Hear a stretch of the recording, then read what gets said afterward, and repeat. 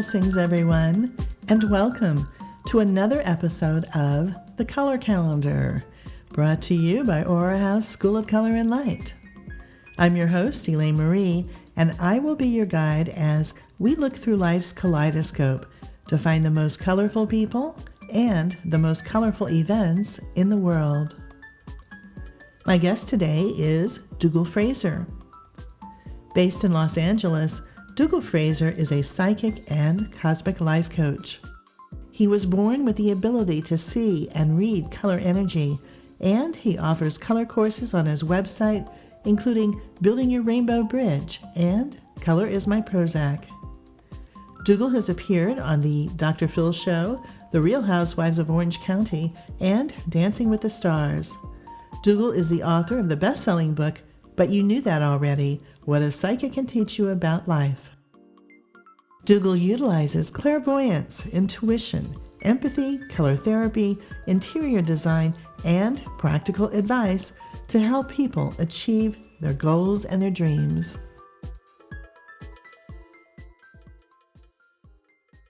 From the day we are born, we are taught to use our senses of sight, hearing, touch, taste, and smell.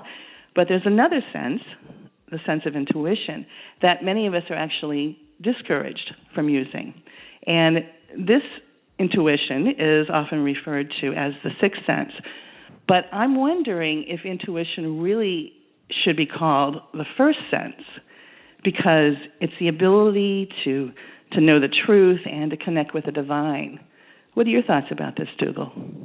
I agree with you. I mean, I think people think of the sixth sense as being something that's special and different, and not everybody has it. But I actually think it's our first response to the world. It's how we connect to people. It's how we connect to situations. It's by far, if you can tune into it and if we choose to listen to it, it's by far the most valuable tool I think that every human being has. So what happens when you don't trust your vibes?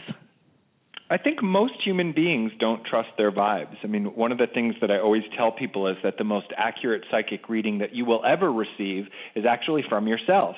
But I think we are sort of living in a society where we are conditioned to believe that we have to look for outside advice to find our center or prepare ourselves for our future. And so there's this constant searching of something that's outside of us. But intuition actually lives in the stillness of our own consciousness. And if we don't trust our vibes, we end up getting into a relationship that isn't the right fit for us, or we choose a job out of fear that we can't do anything that's bigger and brighter and perhaps a better fit, or we, end up in friendships that don't serve us.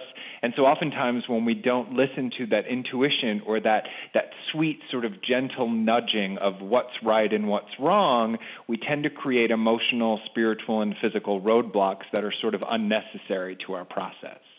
Wow, good answer. Thanks. Well, we're going to come back to the topic of intuition, but let's talk now about your first experiences with color. When did you first notice that you could see colors around people? And were you able to also see colors around animals and plants? So I have a few different answers to that question. So my parents used to say that by the time that I was standing in the crib, that I would talk about hearing voices and seeing colors. And my mother was very, very excited about that and encouraged me. My father thought I was crazy and sent me to a doctor and a therapist to make sure that everything was okay. And so I just always had sort of a relationship with energy. I have a very, very conscious memory of being probably around the age of 13 or 14, and I was at a meditation class, and after the meditation, I opened my eyes, and I could see the aura around every single person in the room, and part of my language, but it scared the hell out of me. And I told the teacher that something was wrong, and that I couldn't see everyone's faces, but I could see colors, and she just quickly assured me that I was seeing the aura and the soul body and that it was okay, and it really continued from there. I used to believe that I would only see color and energy around living things, like you asked, animals, plants, human beings. But oftentimes I'll see it around furniture. I'll see it around a piece of jewelry. In that moment, I'm visually seeing psychometry, that an energy can attach itself to an item as well. The brightest light, the most beautiful colors that I see are around living things. But sometimes I'll see things in a room that don't necessarily make any sense, and I just think I'm seeing lingering energy. And it can be around a couch, or, and a couch doesn't have an aura, but it's pretty much the energy of the room gets absorbed by what's around it. So when you looked at a rainbow when you were a child, did you see the same Roy G. Biv color rays that we learned in grade school, or did you see something completely different? I saw the same colors that we learned in grade school. The confusing thing for me was the colors that I see of the aura do not correlate to the traditional chakra colors.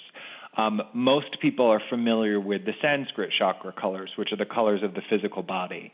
The colors that I use and teach and work with in my life are the colors of the soul bodies. So it took me a very long time to find information that was matching what I was seeing. And it wasn't until I discovered a school in Dallas, Texas, that taught a meditation process that I started to really understand what layer of the auric body I was tuning into. Well, I know that you see colors and letters, too. So I guess that learning your ABCs must have been pretty fun. Yeah, well, I mean, for me, I am a clairvoyant, so color is a huge part of my personal interest, and it's the first layer that I see around someone when I'm tuning in for a reading, but I'm also a visual person in general. And I think if you're sort of drawn to color therapy and the way that energy can influence your life, we identify as creative beings. I mean, I can describe exactly what my bedroom looked like as a kid. I remember the color of the sheets. I remember the wallpaper and the texture that I chose. I have memories of, the color of a sweater I might have worn like the first day back to school after Christmas break. I can remember the color of my grandmother's couch and how that environment made me feel.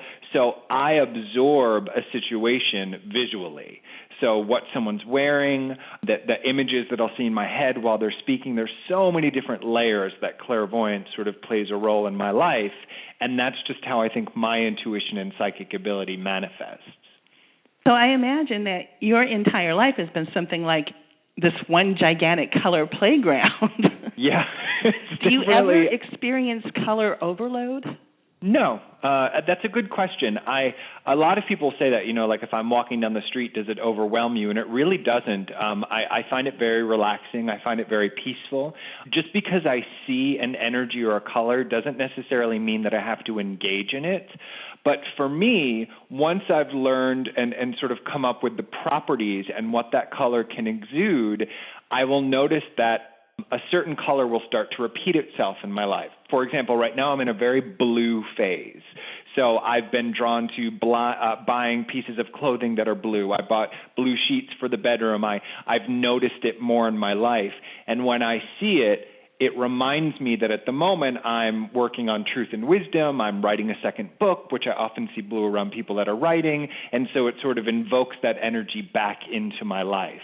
So no, it really doesn't overwhelm me. I find it very peaceful, and it sort of gets me into the zone, if you will. That's wonderful.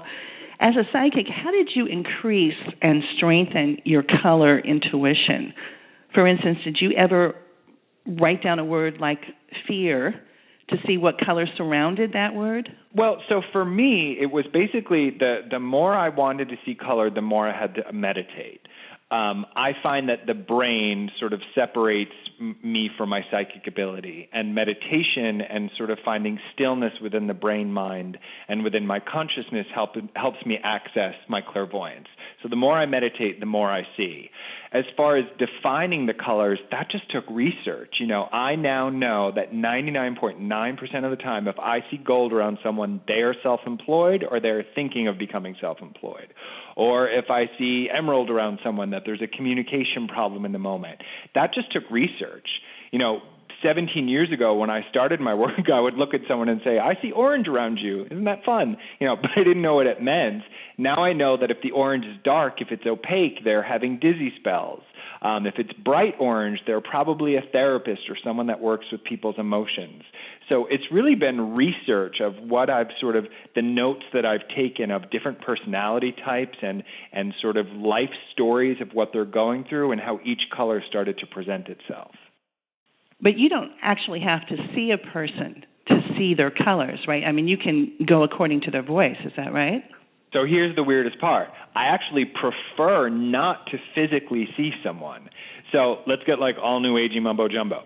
So we all vibrate a sort of energy from our being. There's a tone, there's a sound, there's a vibration on a molecular level. I find that the sound of someone's voice is how I'm able to tune into the energy. So when I do a reading, I usually start off with a prayer, and then I ask someone to say their first name out loud 3 times. Sometimes if I feel like I need a little bit more connection, I'll ask them to say their date of birth. Now, mind you, I know nothing about astrology. They could also say, they could say Care Bears 3 times, and that would still help me tune in. It's something about the sound of the voice. It's the tonal quality that helps me tune into their vibration. As soon as I hear that in my mind's eye, I physically start to see color. Okay, well, I think you know what the next question is. What? What are you hearing from my voice? So you have 2 colors around you. You have a very, very light green, which we talked about earlier. It's kind of like an electric green. And then you also have a very deep red. So reds are the colors of the emotional body. It's someone that's compassionate. It's someone that identifies as being a healer. I always describe this color as being someone who's a warrior of the heart. Now, the positive aspect is that you'll always be sympathetic. You'll always care about the needs of other people. The negative aspect, though, is that you have to be careful with the heart. Your goal will always be to ingest the heart or the emotional body into whatever you're doing.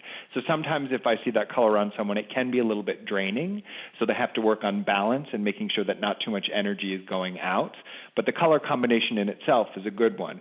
The other aspect of it is that people feel uplifted by you, which is fun. So they want to be in your presence because you make them feel good. But it can also turn into like a responsibility that subconsciously you may feel like you have to sort of uplift the room. And when you have that color combination, as much as you know you can do that, one of the things that people need to work on is recognizing that they don't always have to do it. Well, not to put you on the spot, I did mention the word fear a little while ago. Mm-hmm. I happened to watch this YouTube video of you ziplining, and I have to say that I really applaud your courage, particularly since you have a fear of heights. And I do. There you were ziplining. Yeah. So tell our listeners, what made you decide to strap on that helmet and face your fear? Well, so that's a very literal translation of how fear can block us from an experience. And wouldn't it make perfect sense that I'm not a thrill seeker, but my husband loves roller coasters. He loves the idea of things like zip lining. And so occasionally we invite people into our life to challenge our fear. So it happened to be his birthday. This is something that he's always wanted to do. And I wanted to be a part of the process with him and obviously make sure that I wasn't stepping out of my comfort zone. And it ended up being a really, really fun day. I was proud of myself for doing it. It scared the hell out of me.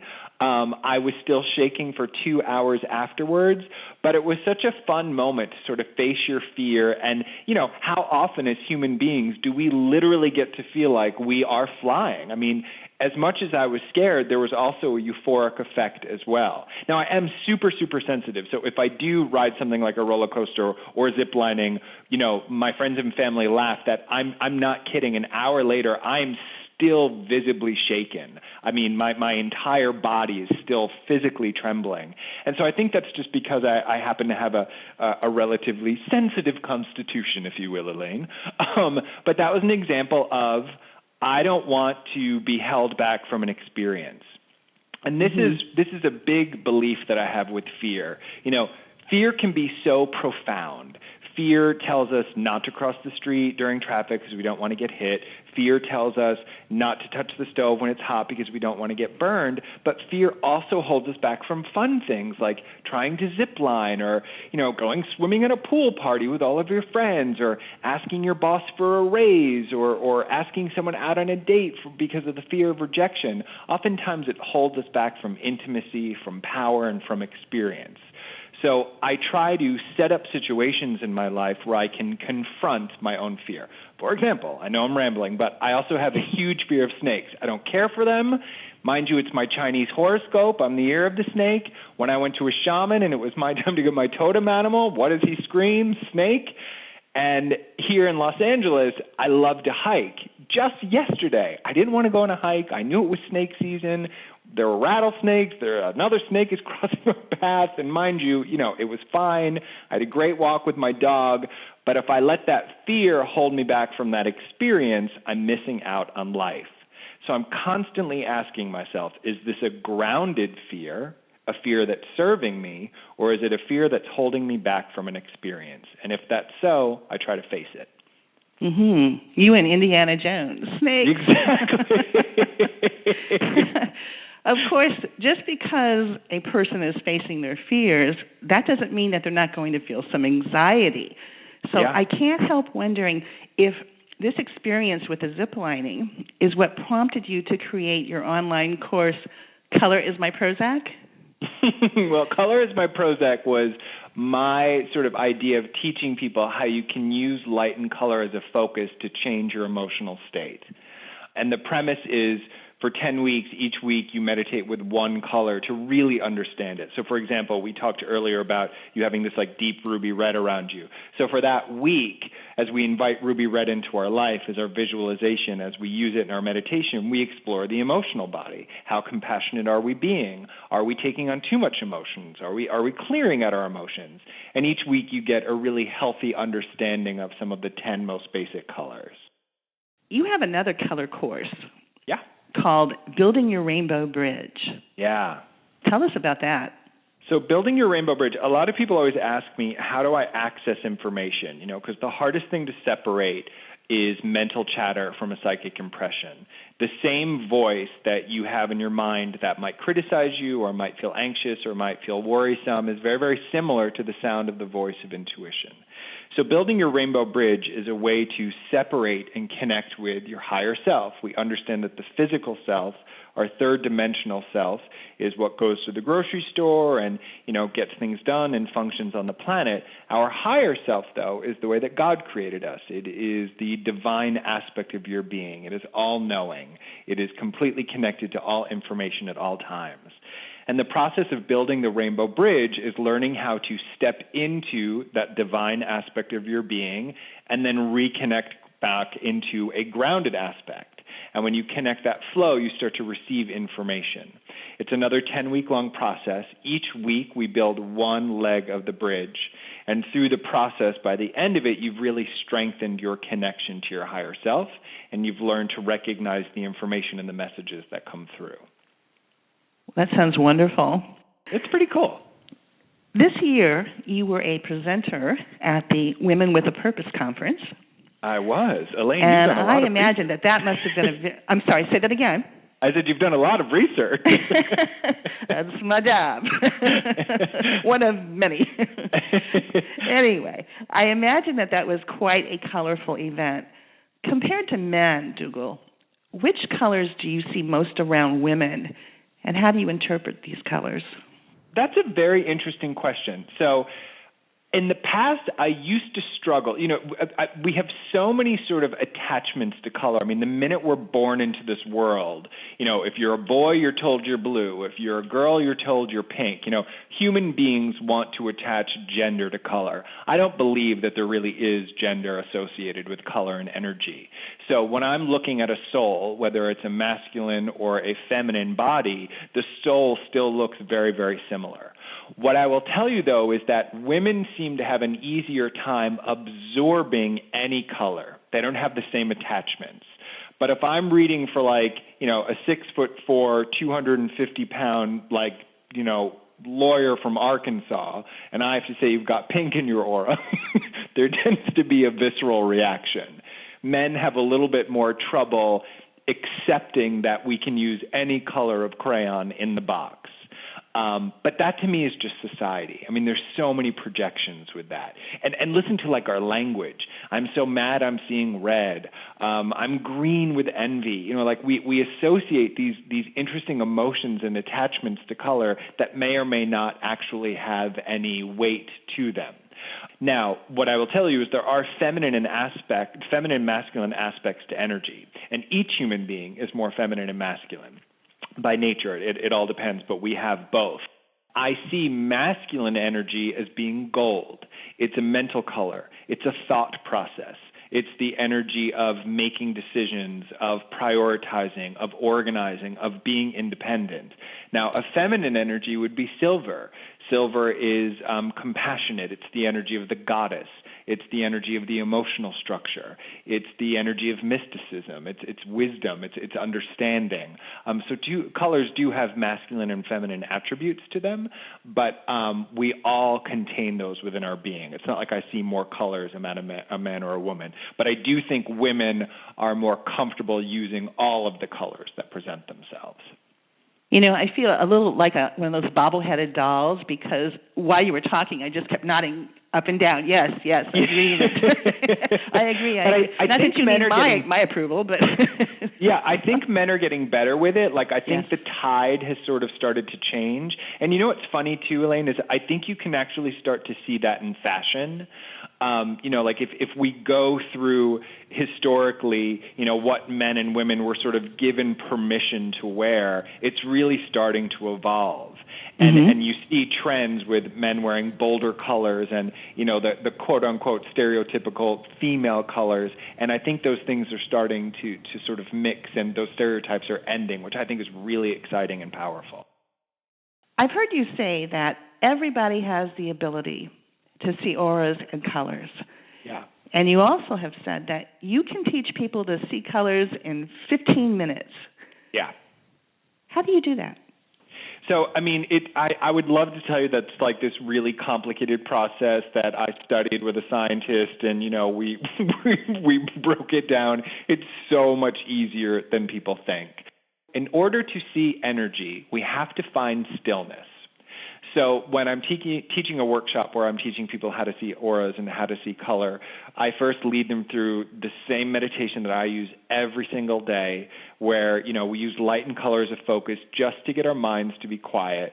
Then I pair them up with a stranger, and I ask them to make eye contact for 15 minutes without speaking. And the longer they sit there, the more they start to see. And every person that has ever attended this workshop, and I've literally taught it all over the world, every person that has ever attended this workshop thinks they're never going to see color, and they all do. And then afterwards, we learn how to interpret it and what we saw and how you can turn it into information. But it's basically what's been called before a presence drill. You tell the eye, the physical eye, to either look someone in the eyes or stare at something in a room and just focus on one thing. And when the physical eyes feel like they have a job and the brain feels like it has a job, the other senses become more heightened. So you'll start to see energy in the room. It can even turn in for some people into past lives. And I always specifically focus on clairvoyance because that's the art that I love.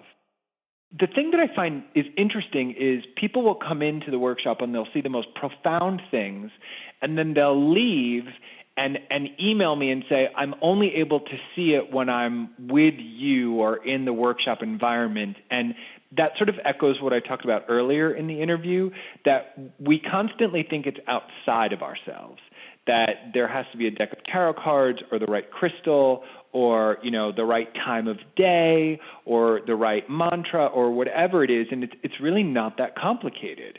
For anyone that's listening, whatever your process is to finding stillness and finding your focus, that is how we access intuition and being able to perceive, feel, and see energy. Last question. Yeah. From your perspective, what is the color of love, and how can we get more of it? That's a great question. What is the color of love, and how can we get more of it? Well, I guess the technical aspect of my being first wants to say that typically it's the color of the emotional body, which is ruby red, but I feel like that's too limiting. If I see a couple in love, if I see a human being who's so immersed in passion, you can't pick one color. It's a kaleidoscope of energy. It's a burst and explosion of different shades and different colors. I mean, when I think of the people that I'm madly in love with, if I had to pick one nuance or one sliver, it would feel like I wasn't doing it justice. So if you will, without sounding corny, love is like a fireworks show. It's different explosions, it's colors that merge and blend together, and I think it's probably beyond what our physical brains could even comprehend.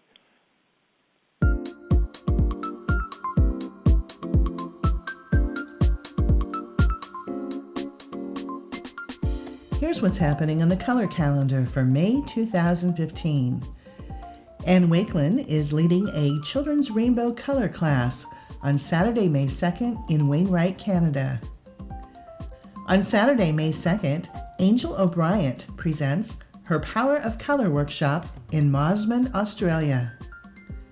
A chakra healing kinesiology workshop will be held on Saturday, May 2nd and Sunday, May 3rd in Chelsea Heights, Australia. An Introduction to Color Therapy workshop is scheduled for Thursday, May 7th in Mountain View, California. Amanda J. Miller presents a Color Experience workshop on Friday, May 8th in Balsall Common, England. Divine Space is offering a Magic of Color workshop on Saturday, May 9th and Saturday, May 16th in Johannesburg, South Africa. A Color in Kaleidoscopes workshop will be held from Friday, May 15th through Sunday, May 17th in Albuquerque, New Mexico. Anka Hellbach-Banks leads an Aurosoma Quintessences workshop on Saturday, May 16th in Silver Spring, Maryland.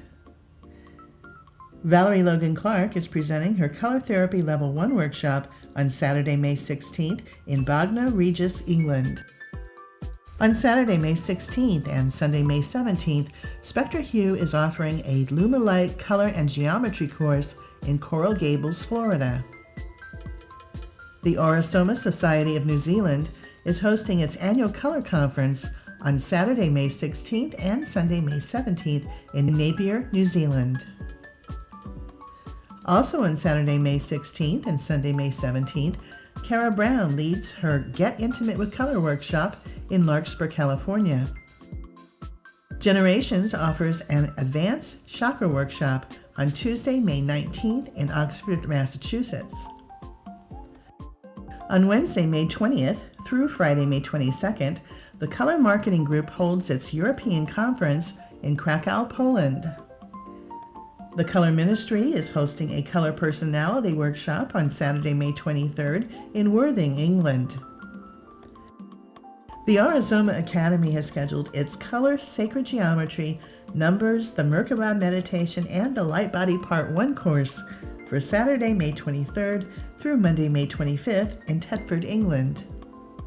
And on Sunday, May 31st, Chelsea Hefner presents a California Color Dyeing with Native Plants workshop in Healdsburg, California. And that's what's happening on the color calendar for May. If you would like to contact the organizers of the events mentioned on the show today, or if you have a colorful event that you would like to submit for the color calendar, please email your request to aurahouse@yahoo.com. Many thanks and many blessings to Dougall Fraser for joining us today. To learn more about his work, please visit DougallFraser.com. If you'd like to know more about me, Eleyne-Mari, please visit my Aura House School of Color and Light website at colortherapyschool.com. I'll be back next month with another colorful guest. Until then, no matter how you feel or where on the planet you live, don't forget to stop and enjoy the pretty colors.